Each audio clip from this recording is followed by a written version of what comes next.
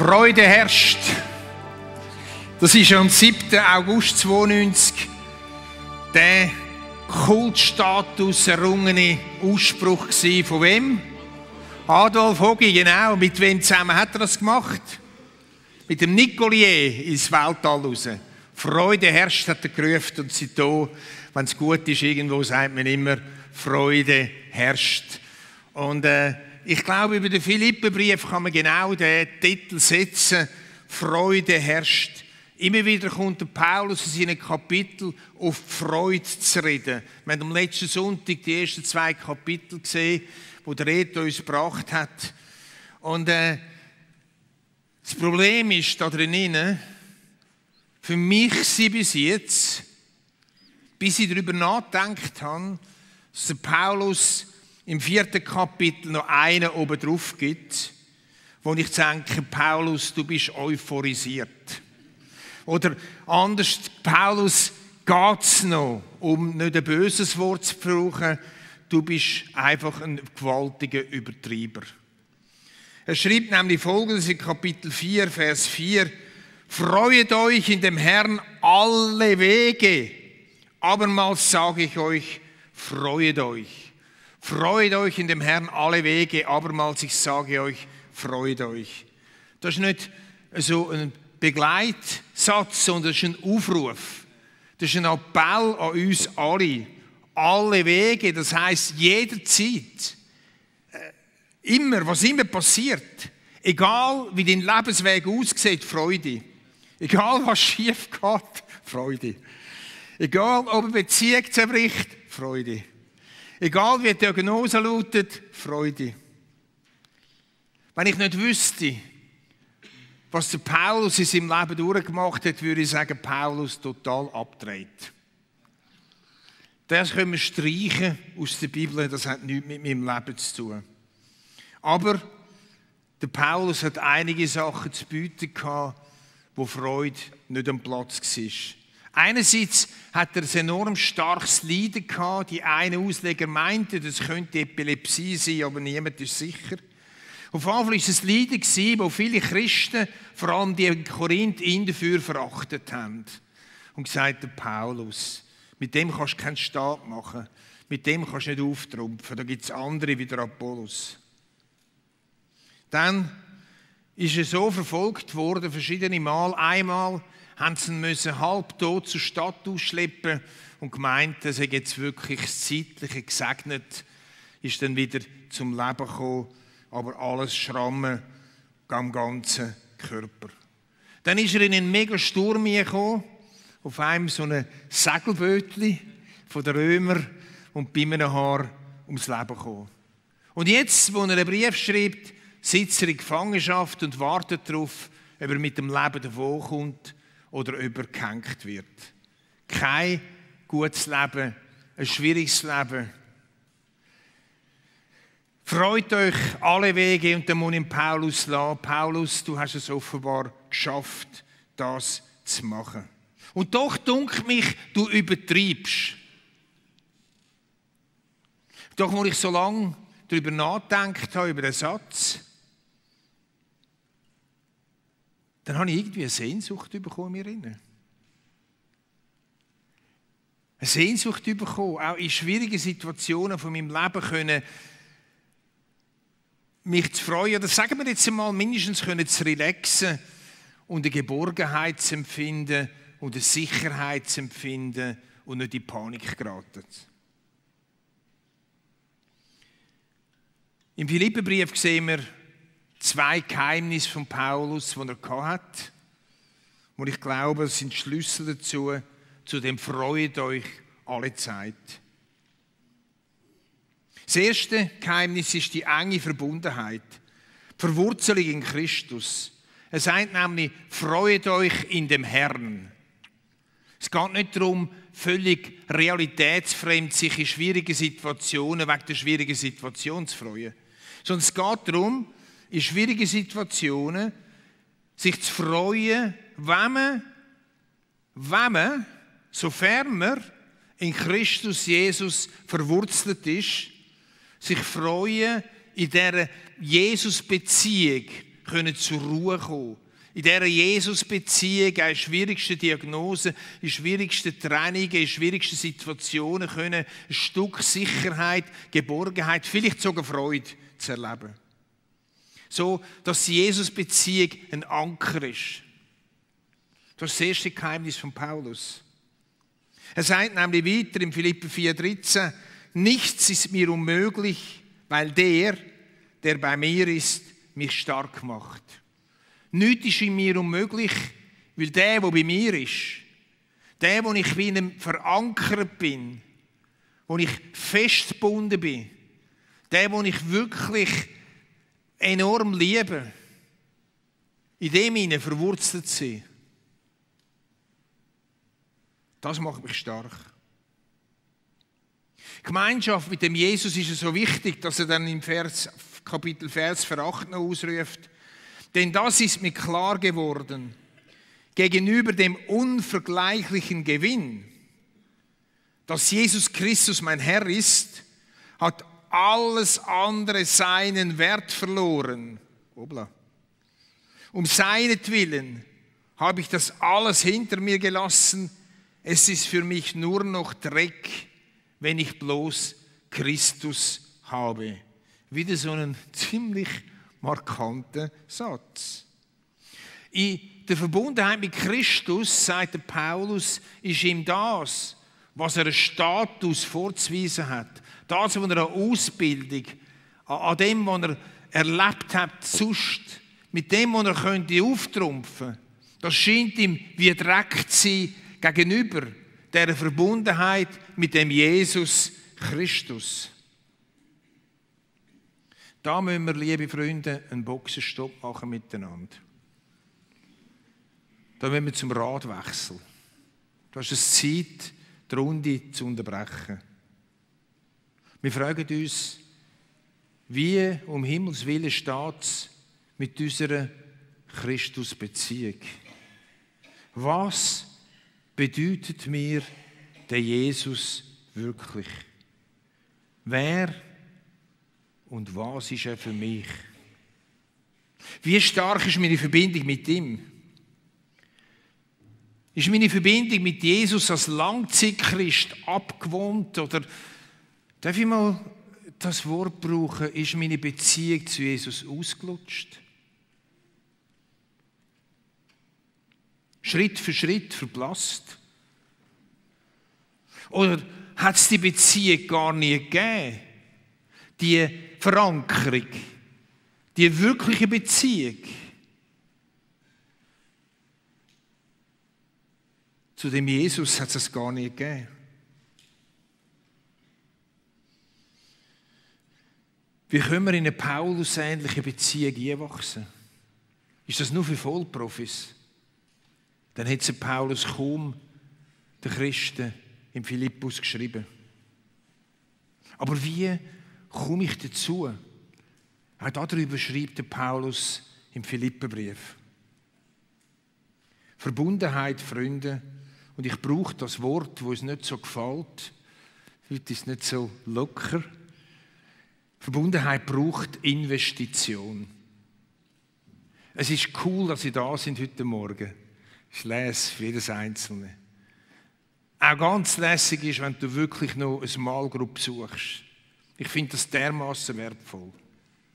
Aber ich muss dir sagen, es langt nicht für wirkliche Christusbeziehung. Es braucht einen Umgang mit dem Jesus. Einen täglichen Umgang mit dem Jesus, um da drin hinein zu wachsen. Freund, das schlägt kein Geiss weg. Da kannst du machen, was du willst. Ohne den Umgang mit dem Jesus wirst du da nie hineinfinden. Wird dein Christsein oder mein Christsein ein Hobby bleiben? Nebst dem Sport, nebst dem weiss ich was alles, ein Hobby bleiben. Und wenn es ein Hobby bleibt, mit Verbundenheit mit Christus, dann ist das wirklich ein Hohn, wenn der Paulus sagt, freut euch in dem Herrn alle Wege. Ich habe in den letzten paar Wochen, bevor ich an die Predigt an bin, schon irgendwo gemerkt, ich will mehr mit dem Jesus verbunden sein. Und ich habe die 4 Evangelien mit meinem schlechten Englisch auf Englisch anfangen zu lesen, dass ich nochmal von einer neuen Seite kennenlernen. Und was kann ich euch sagen? Im Lesen von diesen 4 Evangelien, im Beobachten von dem Jesus, im Hören auf ihn, im Schauen, wie er mit Menschen umgeht, ist meine Jesus-Beziehung gewachsen. Je mehr ich mich vertieft habe in die Evangelien, je mehr ich den Jesus angeschaut habe, je mehr ist meine Jesus-Beziehung gewachsen. Das erste Geheimnis zur Freude, alle Wege, ist eine enge Verbundenheit mit unserem Jesus, der einen Umgang braucht, wo leider nicht über Nacht im Kopfküssen kommt, sondern Investition braucht, das Zusammensein mit ihm. Das zweite Geheimnis lüftet er auch im Philipperbrief. Philipper 4,4. Der Vers geht nämlich noch weiter, wo der Hauptvers ist heute Morgen. Freut euch in dem Herrn alle Wege, abermals sage ich euch, ihr wisst ja, dass das Kommen des Herrn nahe bevorsteht.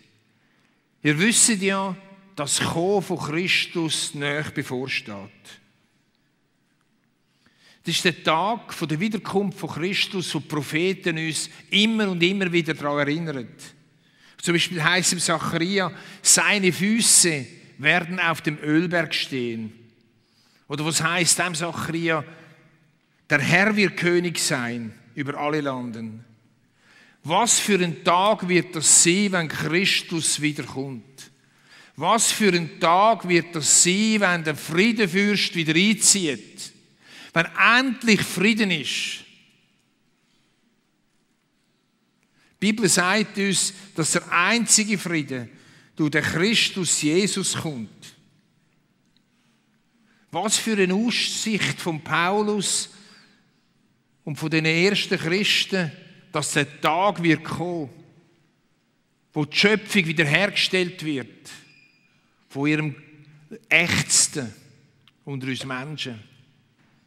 Wo kein Leiden mehr wird sein, wo keine Eifersucht mehr wird sein, wo Gott die Schöpfung wieder wird herstellen, wo die Brutalität dieser Welt überwunden wird. Paulus hat danach sich ausgestreckt, er hat Ausschau gehalten nach dieser zweiten Kommen von Christus, nach dem Wiederkunft hat er sich ausgestreckt. Angesichts von dieser Brutalität von der römischen Besatzungsmacht, angesichts von dieser religiösen Diffusität von der religiösen Elite.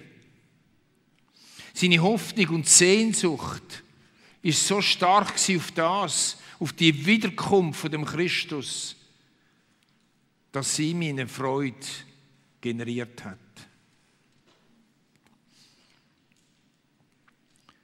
Das zweite Geheimnis hat aber noch eine andere Seite. Er schreibt im Kapitel 1, 21, denn der Inhalt meines Lebens ist Christus und deshalb ist Sterben mein Gewinn. Ich lese es nochmal. Denn der Inhalt meines Lebens ist Christus und deshalb ist Sterben mein Gewinn. Auch wenn er nicht sicher war, dass die Wiederkunft von Jesus währenddem er lebt stattfindet. Und wir warten ja schon lange, das ist auch wahr. Aber trotzdem ist die Wiederkunft eine grosse Hoffnung gewesen, auch wenn das Warten da war, wie es eine Realität war, wie es ein realer Glaube war.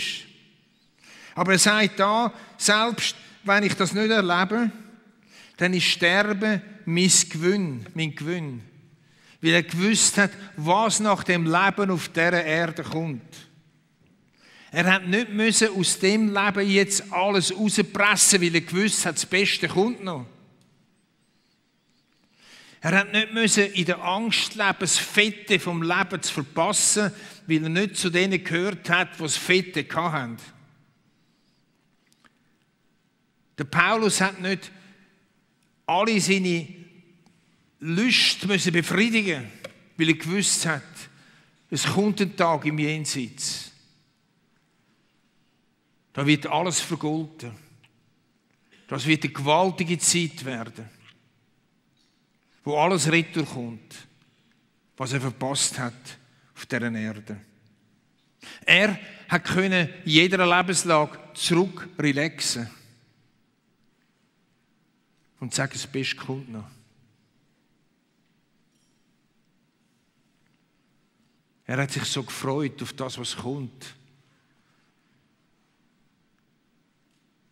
dass er sich sagen konnte, egal was passiert, ich kann mich freuen in den Situationen hinein, weil ich weiss, ich habe die beste Aussicht, die allerbeste Aussicht, die es gibt. Dass nach dem Leben da nicht fertig ist, dass nach dem Leben Gemeinschaft mit dem Jesus stattfindet, dass nach dem Leben da ich das sehe, wo ich immer geglaubt habe und zwischendurch gezweifelt habe.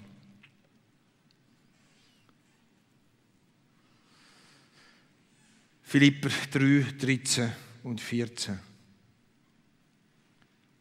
Eins aber sage ich vergesse, was da hinten ist und strecke mich aus nach dem, was da vorne ist. Und jage nach dem vorgesteckten Ziel, dem Siegespreis, der himmlischen Berufung Gottes in Christus. Eins aber sage ich, vergesse, was da hinten ist und strecke mich aus nach dem, was da vorne ist und jage nach dem vorgesteckten Ziel. Ich jage nach der Ewigkeit. Ich jage nach dem, was der Siegespreis ist für meine Christus-Nachfolger, nämlich das ewige Leben. Nicht verdient, sondern geschenkt bekommen durch den Glauben an Christus. Nicht durch fromme Leistungen, nicht durch religiöse Sachen, nicht durch Spenden, durch gar nichts, sondern es ist geschenkt durch Christus Jesus. Und er sagt, dem Siegespreis, dem jage ich nach. Egal, was in meinem Leben war, ich vergesse es. Es verblasst. Es muss verblassen. Im Hinblick auf das, was kommt. Bei den ersten Christen ist die Gewissheit vom Leben nach dem Tod total real gewesen.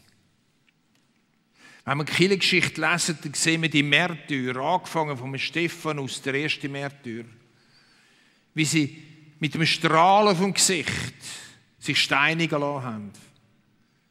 Wie sie mit dem Lied auf den Lippen ins Feuer hineingewandert sind. Wie sie mit dem Vergib ihnen, sie wissen nicht, was sie tun, ihren Kopf unter ein Schafott gelegt haben. Wie sie die Hoffnung haben und die Gewissheit, nicht nur Hoffnung, die Gewissheit, die Sicherheit von dem ewigen Leben. Verstehst du?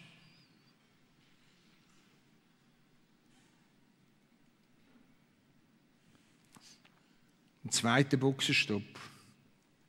Du und ich.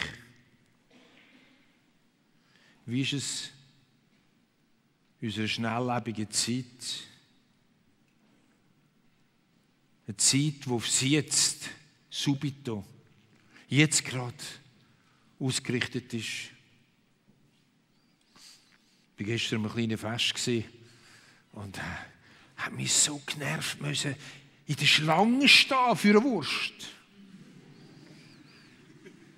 Ich habe auf die Wurst verzichtet. Ich dachte, vergiss es doch. Beim Bier ist es schneller gegangen.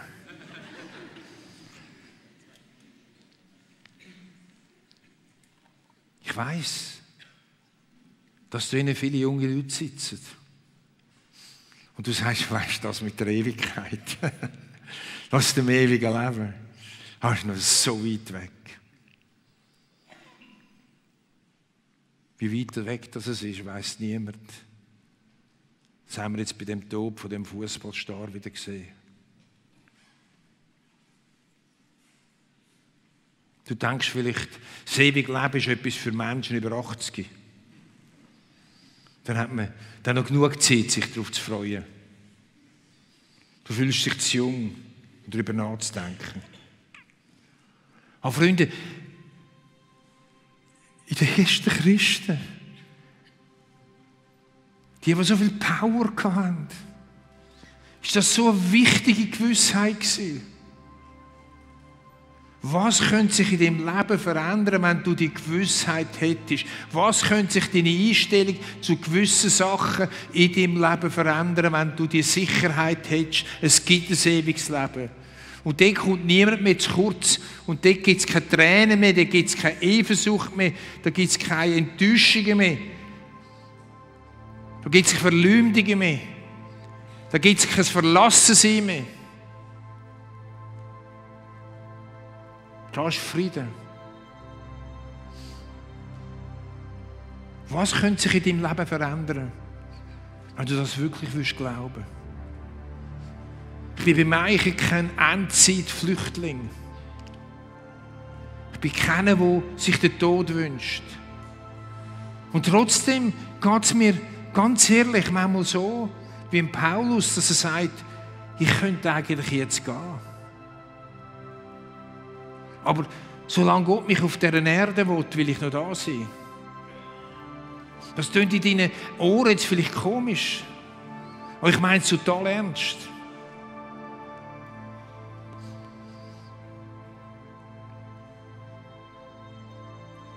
Was bedeutet dir die Wiederkunft von Jesus oder das ewige Leben? Hast du die tragende Hoffnung? Oder ist dir annähernd egal, was nach dem Leben kommt? Aus und vorbei? Man weiß es ja nie. Es ist ja spannend, im Angesicht vom Tod, wie viele Leute das dann irgendwie für etwas Ewigem Leben reden. Dass Großmütter herabschaut auf einen und einen beobachtet.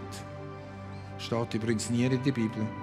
Es wäre absolut schlimm, wenn meine Mami müsste vom Himmel herabschauen und schauen, was ich alles mache. Big Mama is watching you. Aber so Zeug grassiert. So Zeug gumpet rum. Ja, weisst du, das Großmama ist jetzt ein Sternchen dort oben. Und es funkelt für dich, wenn du schaust, siehst du es. Das ist der falsche Trost. Aber es gibt eine Hoffnung in der Bibel. Es gibt eine Hoffnung nach dieser zweiten Wiederkunft von Christus, die näher ist denn je. Und ich hoffe, dass sie noch in meiner Zeit passiert. Wenn nicht, weiss ich, wo ich hingehe. Wenn das Leben da das Ende ist. Wenn Gott sagt, weisst du was, es ist jetzt gut. Du kannst kommen.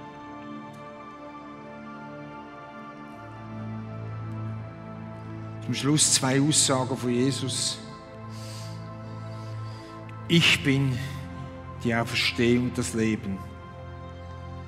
Wer an mich glaubt, der wird leben, auch wenn er stirbt. Und wer da lebt, wird nimmer mehr sterben. Das ist nicht einfach ein Vers für eine Beerdigung, sondern ein Vers für jetzt, fürs Leben. Jesus hat das mit sein Leben nie gesagt. Den Schwestern vom Lazarus. Die zweite Stelle. Im Haus meines Vaters gibt es viele Wohnungen. Und wenn ich einen Platz für euch vorbereitet habe, werde ich wiederkommen und euch zu mir holen, damit auch ihr dort seid, wo ich bin.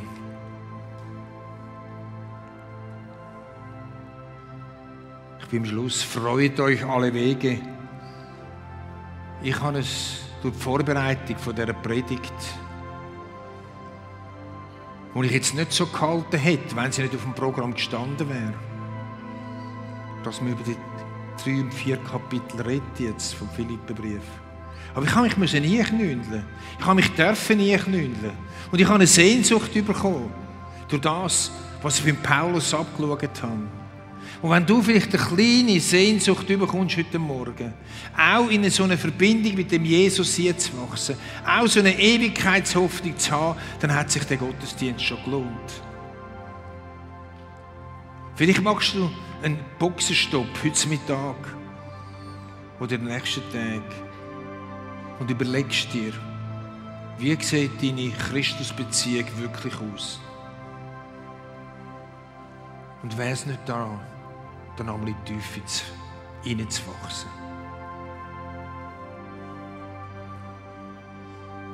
Amen. Ich kann bitte zum Aufstehen fürs Gebet.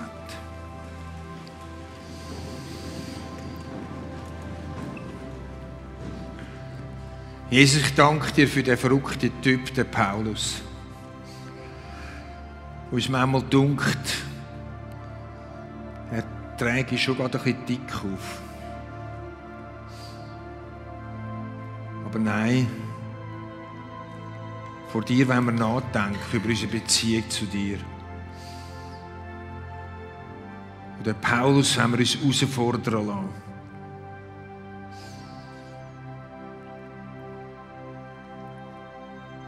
Jesus, ich liebe dich, aber ich bekenne, dass meine Beziehung zu dir im Alltag oft auf der Strecke bleibt.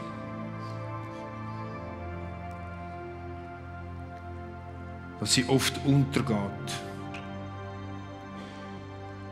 Von den Alltagssorgen, vom Hamsterrad überdeckt wird.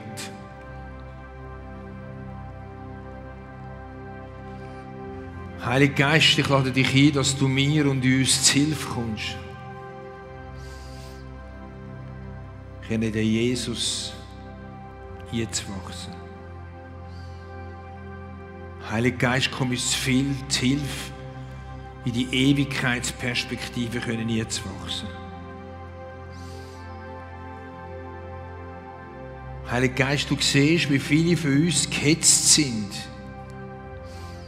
das Fette vom Leben rauszupressen. Das Beste vom Leben müssen einzuholen. Und es macht krank. Man lebt ja nur einmal.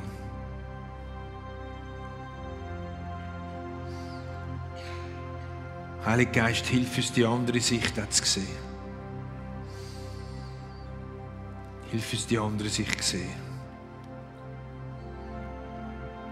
Danke dir dafür. Ich liebe dich, Heiliger Geist, als der mir Jesus und den Vater gross macht. Ich liebe dich, Heiliger Geist, als der mich erinnert an alles, was in der Bibel steht. Ich liebe dich, Heiliger Geist, als mein Begleiter und mein Fürsprecher.